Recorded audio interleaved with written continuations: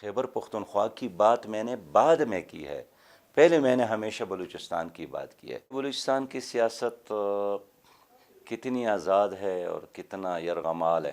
بلوچستان کا مسئلہ ریکارڈک نہیں ہے، 65% غبن ہے، کرپشن ہے بلوچستان میں۔ مولانا صاحب، ہمیں پیپل پارٹی اور مسلم لیگ کا سیاست کا حصہ نہیں رہنا چاہیے۔ اس قیادت کے ساتھ نہ ویژن ہے نہ پلاننگ ہے، یہ حکومت ایکسپوز ہو رہی ہے۔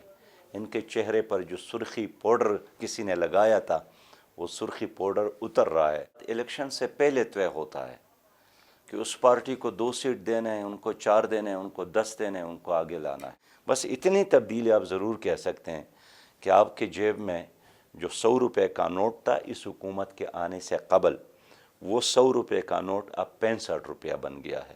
وہ تقریر بھی نہ کرتے، وہ ہاتھ اٹھا کر، ہاتھوں میں ہاتھ ڈال کر مودی کو پیغام دیتے کہ اپنی دھرتی کی حفاظت کے لیے ہم سب ایک ہیں۔ لیکن بدقسمت یہی ہے کہ اس خطے کی قیادت ایسے لوگوں کے ہاتھ میں رہی ہے جنہوں نے ہمیشہ اپنی ذاتی سٹیٹس میں اضافہ کیا ہے۔ جماعت اسلامی کا شروع سے یہی مطالبہ ہے کہ کوئی آدمی قانون سے بالاتر نہیں ہے۔